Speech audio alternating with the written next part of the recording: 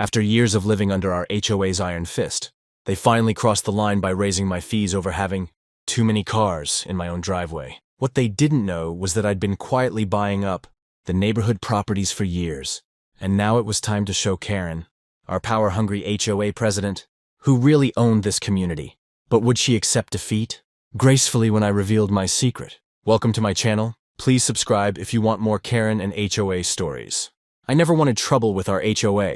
Really, I didn't. But when I found that bright orange notice taped to my front door last Tuesday morning, I knew this was war. My hands were shaking as I read it.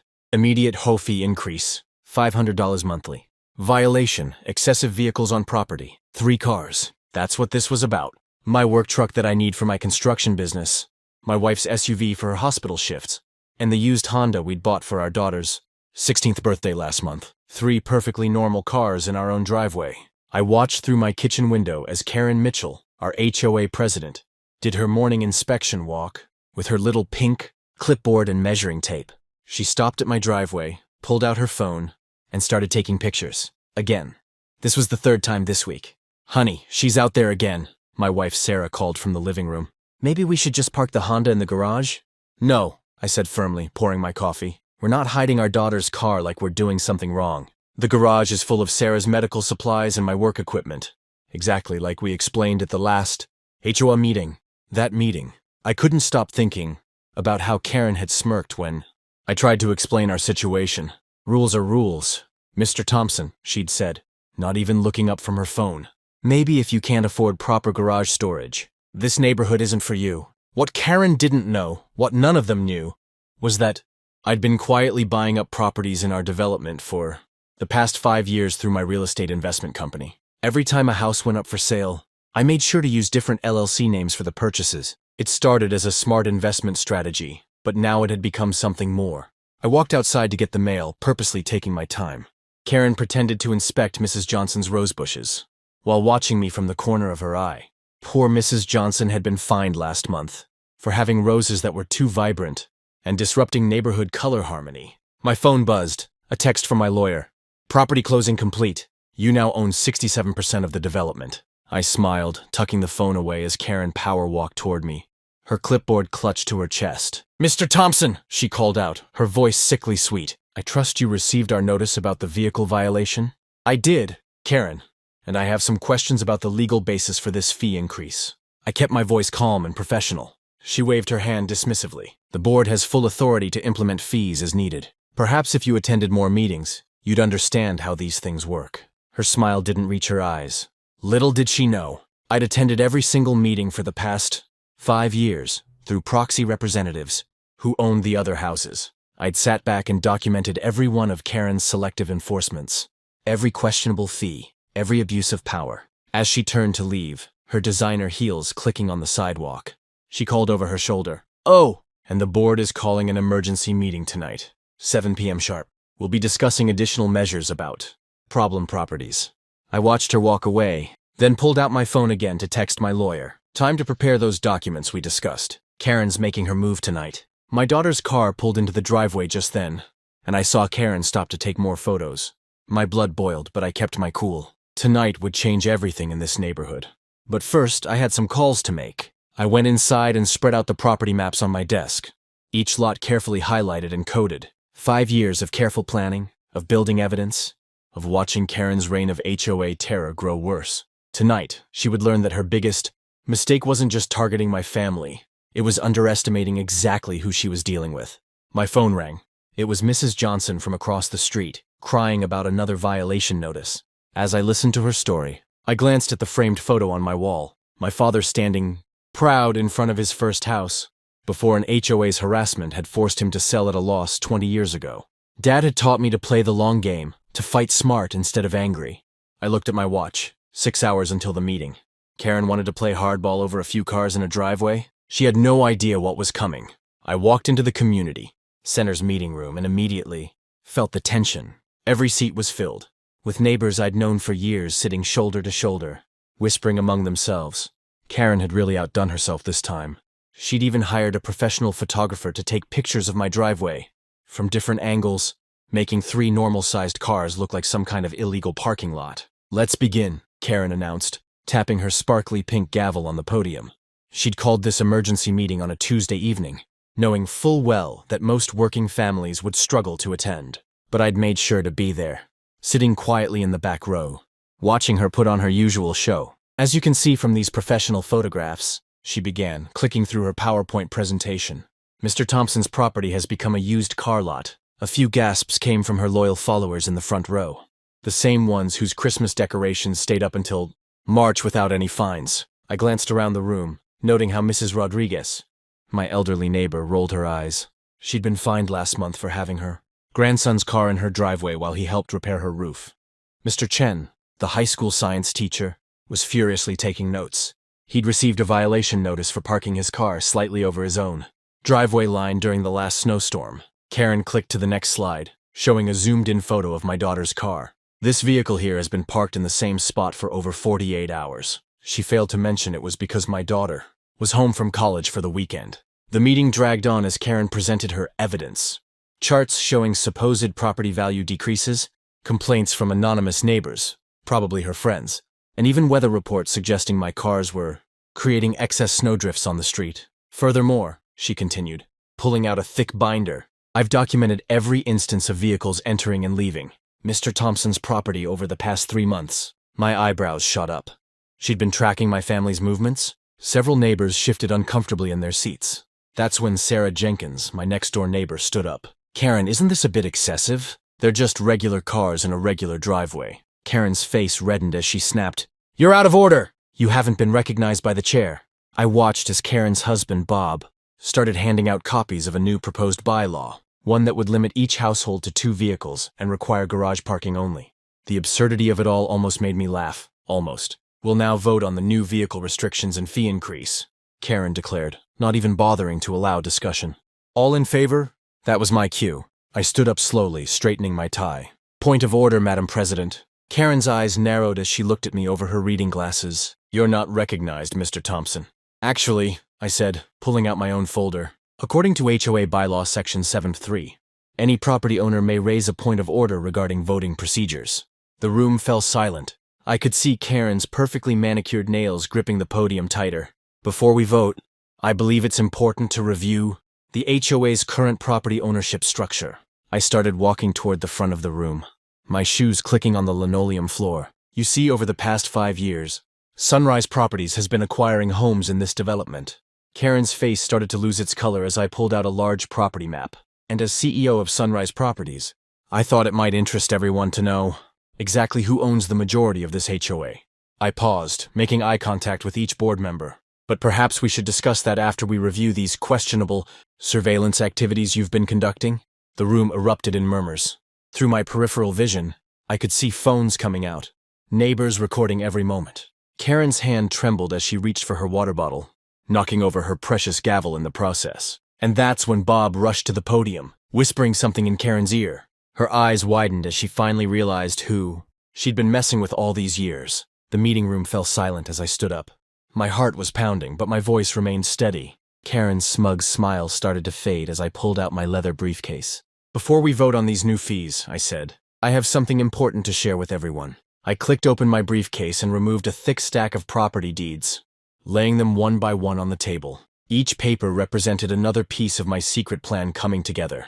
The room buzzed with whispers as I arranged them in neat rows. For the past 5 years, I continued, I've watched this HOA board ignore serious maintenance issues while harassing good neighbors over tiny things. I've seen Karen here write up Mrs. Johnson, who's 82 years old, for having a flower pot that was 1 inch too tall. Meanwhile, her friend Susan's bright purple fence somehow never got a single warning. Karen's face turned red. That's not true! I enforce all rules fairly. She grabbed her water bottle, but her hand was shaking so much she spilled some on her designer blouse. I pulled up photos on the meeting room's big screen. Here's Karen measuring my grass at 3 a.m. last Tuesday. The security camera footage was crystal clear. Several people gasped. And here she is ignoring the Thompson's violations completely. Right after they hired her son's landscaping company. More whispers filled the room. I could see people starting to nod, remembering their own run-ins with Karen's selective enforcement. But the most interesting thing I discovered, I said, picking up the stack of deeds, is that through my company, Sunrise Properties, I now own 67% of the homes in this development. I paused as the meaning sank in. That makes me the majority owner of the HOA itself. Karen jumped up, knocking over her chair. You can't do that! It's not allowed! Her voice had gone squeaky with panic. I smiled calmly. Actually, I can. I've had 3 different law firms review everything. It's completely legal. I pulled out another folder. I also have signed complaints from 32 residents about harassment, selective enforcement, and suspicious fees. The room erupted. Mrs. Johnson stood up, her voice shaking with emotion. Last winter, they fined me $200 for not shoveling my walkway fast enough. I was in the hospital with pneumonia. Others joined in, sharing their stories. Karen tried to restore order, banging her gavel. But nobody was listening to her anymore. I moved to dissolve the current board, I announced. We'll hold new elections, with term limits and clear rules about conflict of interest. No more 3 a.m. grass measuring. No more selective enforcement. Bob Chen from 2 doors down raised his hand. I second that motion. Soon hands were going up all around the room. Karen grabbed her designer purse and started toward the door. This meeting is adjourned, she yelled. You'll be hearing from my lawyer. Actually, I said, still calm. According to HOA bylaws, section 7.3, you need a majority vote to adjourn. And I don't think you have that anymore. I gestured at the deeds spread across the table. We're just getting started. She froze with her hand on the doorknob, realizing her power was slipping away. 20 years of ruling the neighborhood with an iron fist were coming to an end. Now, I said, opening another folder, let's talk about those mysterious pool renovation fees from last summer. The ones where $50,000 disappeared but the pool never got fixed. I have some interesting bank records to share. Karen slumped against the wall, her face pale. She hadn't noticed yet, but a local news van had just pulled into the parking lot. I'd invited them to cover our community reorganization meeting. The next few hours would change our neighborhood forever. But first, we had years of Karen's secrets to uncover. And I had every single receipt. My careful planning was finally paying off. And the best part was still to come. I walked into my lawyer's office on Monday morning to find 20 angry voicemails from Karen. She'd discovered my company's property records over the weekend and was threatening to sue me for secretly trying to take over the neighborhood. I couldn't help but smile. She'd finally shown her true colors. But Karen wasn't just angry. She was scared. That evening, she went door to door, spreading rumors that I was planning to turn our peaceful suburb into a parking lot for my car collection. Some neighbors actually believed her, especially after she showed them fake documents suggesting I had connections to a shady development company. I knew I had to act fast. My security cameras caught Karen sneaking onto my property at midnight, taking close-up photos of my car's license plates. The next day, she filed a lawsuit claiming I'd broken HOA rules by buying properties through my company. She even tried to get an emergency court order to freeze my voting rights in the HOA. That's when my months of careful planning paid off. My lawyer revealed our secret weapon, a detailed record of every HOA meeting for the past 5 years. We had videos showing Karen giving her friends passes on their violations, while harshly fining others. We had copies of checks showing she'd used HOA funds to renovate her own backyard. Best of all, we had emails where she bragged about using her power to keep undesirable elements out of the neighborhood. The judge's eyes got wider with each piece of evidence. Karen's face turned red when we showed time-stamped footage of her measuring my grass with a ruler at 3 a.m., taking photos of my teenage daughter's car, and placing threatening notes on my neighbors' doors.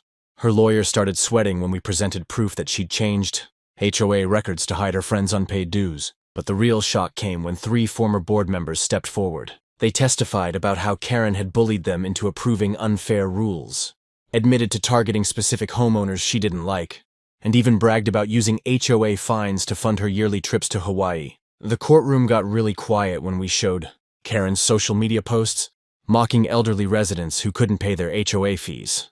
There she was, posting poolside photos from Maui with the caption, "Thanks to all my rule-breaking neighbors for funding this vacation. Keep those violations coming." Karen tried to defend herself, claiming she was just doing her job. But then, we played the recording from last month's HOA meeting, where she'd screamed at Mrs. Johnson, our 75-year-old neighbor, for having a bird feeder that was 2 inches too low.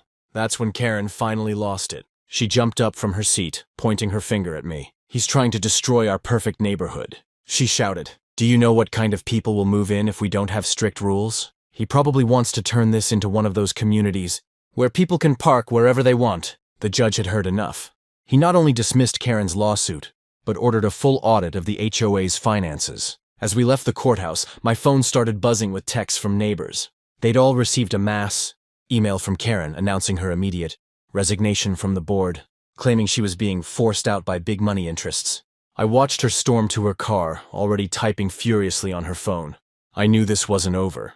Karen still had loyal followers in the neighborhood, and she wasn't the type to admit defeat easily. But for now, I had what I needed, proof that our HOA president had been abusing her power for years, and the legal authority to make real changes. The morning of the final court hearing started with a surprise.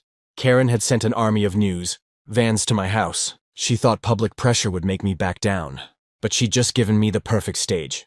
I straightened my tie, grabbed my documents, and walked right up to the reporters with a smile. "Good morning, everyone.